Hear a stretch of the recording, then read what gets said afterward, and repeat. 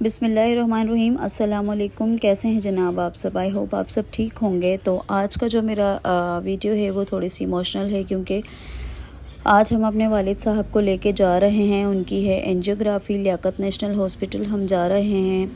मेरे वालिद साहब को जो है वो हार्ट का प्रॉब्लम है और कुछ टेस्ट उनके हुए थे। उसके बाद डॉक्टर साहब ने जो है वो उनको एंजियोग्राफी रिकमेंड की है। तो बस आज हम उनको लेकर जा रहे हैं और आज का दिन जो है वो बहुत ही पेनफुल डे है। बाप अल्लाह पाक की बहुत बड़ी नेमत होती है। बाप हमें वो सिखाता है जो दुनिया के कोई भी स्कूल या कॉलेज हमें नहीं सिखाते, कि न कागज़ न कलम न किताब से सीखा है, कि न कागज़ न कलम न किताब से सीखा है, मैंने ज़िंदगी जीने का हुनर अपने बाप से सीखा है। दुनिया में सबसे मुश्किल वक्त जब आप अपने माँ बाप को तकलीफ़ में देखते हैं और आपके पास इनकी तकलीफ़ दूर करने के लिए सिवाय दुआओं के और कोई हल नहीं होता। तो यहाँ पर हम पहुँच गए थे हॉस्पिटल में और यहाँ पर आकर जो है वो बस हमें जो है बाबा की जो डॉक्यूमेंट्स वगैरह हैं, फ़ाइल वगैरह वो सबमिट करवानी थी। तो यहाँ मैं और मेरा भाई जो है वो रिसेप्शन पे आ गए थे। यहाँ पर हमें पेमेंट वगैरह सबमिट करवानी थी और इन्होंने फ़ाइल ले ली थी। लेकिन ये साहब जो हैं ये कोई आई थिंक न्यू आए थे या क्या प्रॉब्लम था, इनको काम नहीं आ रहा था। तकरीबन आधा घंटा इन्होंने हमारा वेस्ट कर दिया। सुबह 9 बजे का टाइम दिया हुआ था डॉक्टर ने और 9:30 हमें यहीं बच गए थे, क्योंकि ये काम बहुत स्लो कर रहे थे। जो इनके बराबर में बैठे हुए थे उनसे पूछ के कर रहे थे। तो बस जनाब, आपसे मेरी यही रिक्वेस्ट है, मैं आप सबसे यही बोलूँगी कि माँ बाप इंसान का सबसे कीमती असासा होते हैं। दुनिया की सारी औलादें सुन लें, जितने बचपन में हमको माँ बाप की ज़रूरत होती है ना, इससे कहीं ज़्यादा माँ बाप को हमारी ज़रूरत होती है जब वो ज़ईफ़ हो जाते हैं। नबी पाक सल्लल्लाहु अलैहि वसल्लम ने फरमाया, किसी जुर्म की सज़ा अल्लाह ताला दुनिया में नहीं देंगे इतनी जल्दी जितनी वालिदैन की नाफरमानी करने की देंगे। वालिदैन की नाफरमानी ऐसा जुर्म है जिसकी सज़ा दुनिया में ही मिलती है। तो यहाँ पर जो है हमारे बाबा को एंजियोग्राफी के लिए ले गए थे और आधे घंटे के बाद मुझे डॉक्टर साहब ने बुलाया और बताया। असल मसला तो इस पर है क्योंकि लैब अगर मेरे हाथ से अभी चली गई तो फिर ये आज की तारीख में नहीं मिलेगी, क्योंकि हमारी एक लैब खराब पड़ेगी। ठीक है। अच्छा, इनका मेन क्या प्रॉब्लम है, आप मुझे बताएं। आप मैंने आपको बताया ना कि लेफ्ट की सामने वाली शरीयान है, ये इस जगह पे मैं उंगली रख के दिखा दे रहा हूँ। इसमें 80% ब्लॉकेज है। यहाँ पर ब्लॉकेज है। ये एलईडी कहलाती है। ये आधे दिल को अपनी ब्रांचेस के साथ मिलकर आधे दिल को अकेले सप्लाई करती है। This the life line LED कहलाती है। दिल के सामने वाली शरीयान कहलाती है। इसमें ये इधर 80% ब्लॉक नज़र आ रहा है। इसको हम एंजियोप्लास्टी कर सकते हैं। यहाँ से यहाँ तक का एक स्टेंट लगा देंगे। स्टेंट डलेगा, मतलब आप ये बोलना चाह रहे हैं? ठीक है डॉक्टर, थैंक यू। एंजियोग्राफी करने के बाद डॉक्टर साहब ने ये बताया कि आपके वालिद साहब की जो दिल की मेन शरीयान है वो जो है ना सेंटर में से ब्लॉक हुई हुई है और उसके लिए हमें जो है स्टेंट डालना पड़ेगा और आपके पास वक्त बहुत कम है। लिटरली मेरे पैरों तले ज़मीन निकल गई थी जब मुझे ये पता चला कि ये सिचुएशन है। खैर, मैंने ख़ुद को संभालते हुए और बहुत हिम्मत और हौसले से काम लेते हुए कुछ ब्लड के उनके 2 टेस्ट लिख के दिए डॉक्टर ने, जो कि अर्जेंट करवाने थे। उनका सैंपल्स लिए और मैं चली गई। मैं टेस्ट करवा के रिपोर्ट्स लेके आ गई थी और उसके बाद अल्हम्दुलिल्लाह मेरे वालिद साहब की जो है वो सारा प्रोसेस जो है कंप्लीट हो गया था।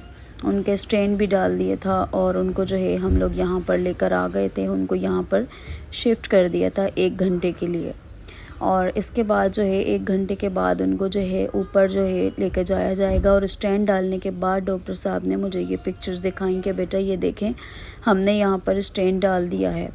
बस फिर हमारे वालिद साहब को जो है ऊपर रूम में शिफ्ट कर दिया था और ये उनकी ईसीजी वगैरह कर रहे थे स्टाफ जो है। अल्लाह का शुक्र है बहुत अच्छे से सब कुछ हो गया। लेकिन वालिद साहब मेरे जो है वो अभी भी स्टिल तकलीफ़ में थे, क्योंकि जहाँ से उन्होंने एंजियोग्राफी की थी वहाँ बाबा को पेन हो रहा था। फिर बस मैं कैंटीन चली गई अपने भाई के साथ, क्योंकि हमने सुबह से कुछ भी नहीं खाया था और हमने यहाँ पर जो है बस थोड़ा बहुत जो है स्नैक्स वगैरह ले लिया, क्योंकि बहुत ज़्यादा भूख लग रही थी। और बस फिर उसके बाद जो है हमने थोड़ा बहुत खाया पिया। शाम हो गई थी और फिर हॉस्पिटल में मेरी अम्मी आ गई थी और मेरे जो बहनोई हैं वो आ गए थे और रुकने के लिए मैं और मेरा भाई चले गए थे। दूसरे दिन सुबह मैं और भाई आए थे हॉस्पिटल में, और अब हमारे बाबा जो है वो ऊपर रूम में शिफ्ट हुए हुए थे, तो हम लोग बस वहीं जा रहे थे। अल्लाह ताला ये दिन किसी को भी ना दिखाए। ये 2-3 दिन जो हॉस्पिटल में रहे मेरे वालिद साहब, ये किसी क़यामत से कम नहीं थे। मेरा भाई भी रो रहा था, वो मुझे हौसला दे रहा था और मैं उसको हौसला दे रही थी। हमारे वालिद साहब बेइंतहा कमज़ोर हो गए थे और उनकी वो पहले की तरह खुराक भी नहीं रही।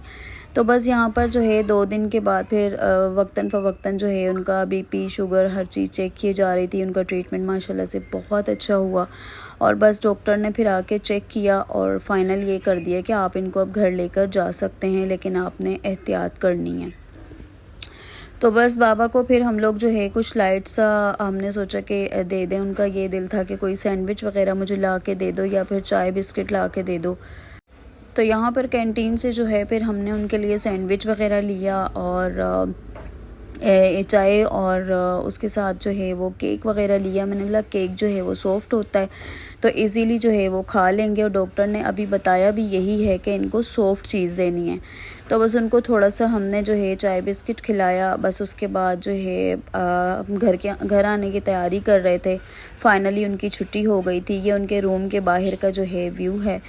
तो लास्ट में जो है एक दफ़ा और सब कुछ चेक किया, ECG वगैरह की, बट अल्हम्दुलिल्लाह सब कुछ ठीक था। बस यहाँ पर मैं उनको देख के जो है ना वो थोड़ा सा इमोशनल हो रही थी, क्योंकि वो बहुत ज़्यादा वीक हो गए थे। दुनिया में वाहिद शख्सियत जो है वो वालिद की है, जो मेहनत ख़ुद करते हैं लेकिन अपने लिए नहीं करते, अपनी औलाद के लिए करते हैं। तो हर औलाद को ये चीज़ समझनी चाहिए और माँ बाप के ऐसे वक्त में उनका साथ देना चाहिए, उनका एहसास करना चाहिए, उनका ख्याल रखना चाहिए। मैं आजकल की जो जवान बेटियां बेटे हैं, जो न्यू जनरेशन है, उनसे जस्ट एक ही रिक्वेस्ट करूंगी कि प्लीज़ अपने पेरेंट्स की कदर करें। प्लीज़ पैसे को कभी भी पेरेंट्स पे तरजीह मत दें। पैसा दोबारा मिल जाता है लेकिन ये रिश्ते नहीं मिलते।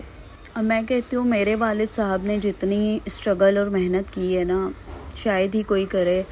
हर रिश्ते के लिए उन्होंने जो है ना कुर्बानी दी है। माँ बाप, बहन भाई, रिश्तेदार, कौम, बरादरी, ख़ानदान वाले, औलाद, हर किसी के लिए उन्होंने ना कुर्बानी दी है और बहुत बहुत बहुत स्ट्रगल की है।